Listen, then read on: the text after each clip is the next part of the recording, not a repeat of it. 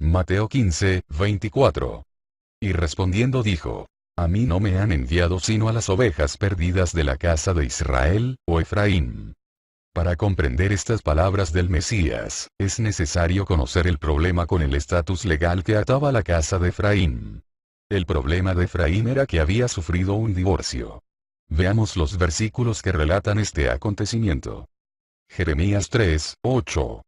Como la rebelde Israel, es decir, Efraín, había cometido adulterio, yo la despedí y le di carta de divorcio. Y en base a la Torá, una persona divorciada, no puede volver a contraer matrimonio con el primer esposo, debido a la contaminación del adulterio. Veamos este versículo. Deuteronomio 24:4. El primer esposo, en este caso Yahweh, que se divorció de ella, en este caso Efraín, no puede tomarla por esposa otra vez, ya que ella ha sido contaminada, y eso sería aborrecible para Yahweh. Entonces, podemos concluir que la casa de Efraín tenía un serio problema. Estaba imposibilitada para regresar al pacto con el Eterno, a causa de su divorcio. Pero como ya sabemos, el Eterno decidió implementar un plan de restauración. Veamos cómo se debía de solucionar el problema del estatus legal que tenía Efraín. Romanos 7:1. Hermanos, ustedes que conocen la Torá, no saben que la ley, esto es en lo referente a la maldición causada por transgredirla, tiene dominio sobre el hombre mientras éste vive.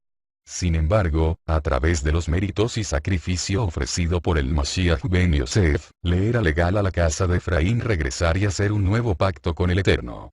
Veamos. Romanos 6:11. Así también ustedes, considérense muertos para efectos del pecado, pero vivos para Elohim en el Mashiach Yoshua. Entonces, gracias a los méritos y sacrificio del Mashiach Yoshua, la casa de Efraín puede nuevamente regresar al pacto del Eterno, pues murió y luego resucitará a una nueva vida, dejando atrás las consecuencias del divorcio. Otro pasaje que es clave para corroborar la armonía existente entre lo declarado con el Eterno a través de sus siervos los profetas y el mensaje de restauración de Israel que enseñó el Mesías, es la mashal o parábola del padre y sus dos hijos, la cual ha sido incorrectamente conocida como la parábola del hijo pródigo. Veamos. En esta parábola, Rabí Yoshua enseña una realidad que muchos no perciben, y este es el hecho de que existen tres personajes. Primero, el hijo menor, quien juega el papel de pecador desvergonzado, representando a la casa de Efraín. Sin temor del cielo, ni respeto alguno, el hijo menor comete cualquier tipo de transgresión. En el siglo I de la era común, si un hombre tenía una propiedad le pertenecía hasta el día de su muerte. Al morir siendo padre, el primogénito recibía una doble porción de la propiedad de su padre, mientras que los demás hijos del mismo padre recibirían partes iguales. Si antes de morir el padre decidía asignar su propiedad a su hijo, podía hacerlo, pero el hijo no podía venderla ya que el padre aún estaba vivo. En caso de que la venda, el comprador solamente podría reclamar la propiedad después de que el padre muriera. En esta mashal cuando el hijo menor vende la propiedad, no solo perdió el derecho de usarla sino el poder de dueño. El hijo menor no solo dejó de honrar a su padre al vender la propiedad y dejar que su padre siga manteniendo la casa ahora con menos capital, sino que pisoteó su identidad hebrea, y abandonó toda su herencia como hijo de Israel, llegando hasta lo más bajo que uno pudiera llegar. Segundo, el hijo mayor, quien juega el papel de pecador hipócrita, representando a la casa de Yehudá. Es el típico religioso que no entiende el verdadero sentido de la santidad o de la verdadera obediencia, se siente justificado ante el Eterno porque cumple estrictamente sus leyes, pero esto solo en el ámbito legal, dejando a un lado la esencia de cada ley, el amor. Al no amar a su prójimo muestra la falsedad y deficiencia de su religiosidad, pues como dice amar al Eterno a quien no ve, si no es capaz de amar al prójimo a quien ve. Es precisamente el amor al prójimo lo que muestra el amor por el Eterno.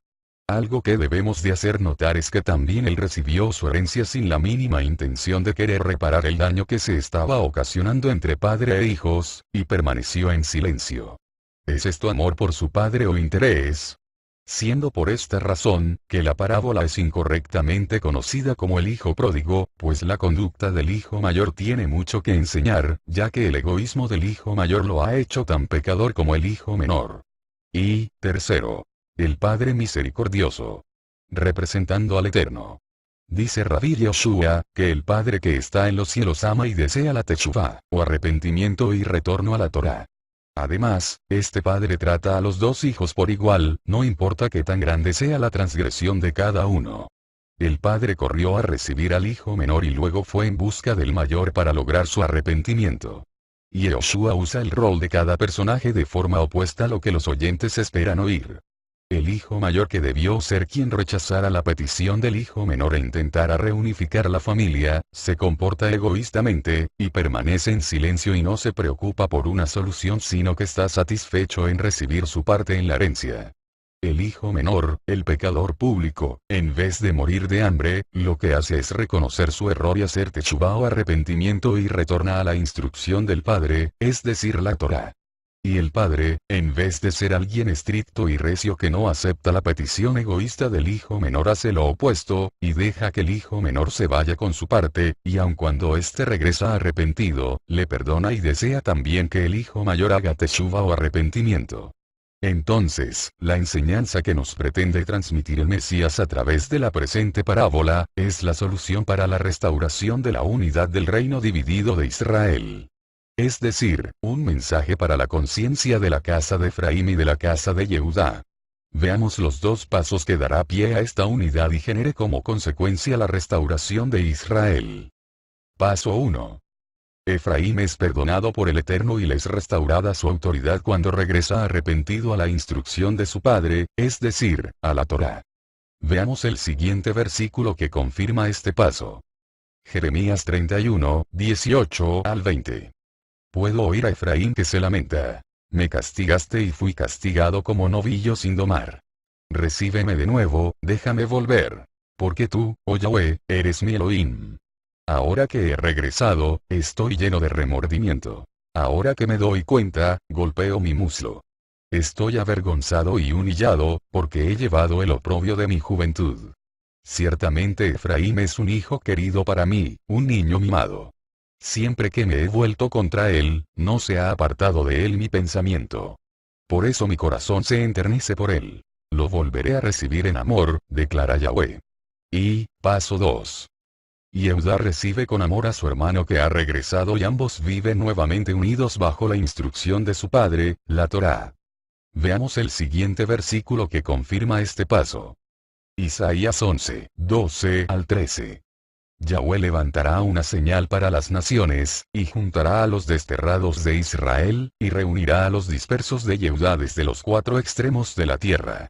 Entonces cesará la envidia de Efraín, y terminará la hostilidad contra Yehudá. Efraín no envidiará a Yehudá, ni Yehudá hostilizará a Efraín. Entonces, para concluir con la explicación de esta parábola, podemos decir que Rabbi Yoshua expuso que existen dos tipos de transgresores, uno que peca sin temor alguno y otro que se autojustifica creyendo que cumpliendo leyes en el ámbito legal le hace estar bien delante del Eterno. Esto no es algo nuevo, sino que es el tipo ejemplo del pueblo de Israel. Es un claro ejemplo de Yehudá y Efraín, los dos reinos de Israel. Mientras Efraín pecó abiertamente, Yehudá actuaba hipócritamente, por ejemplo ayunaba pero no ayudaba al prójimo necesitado.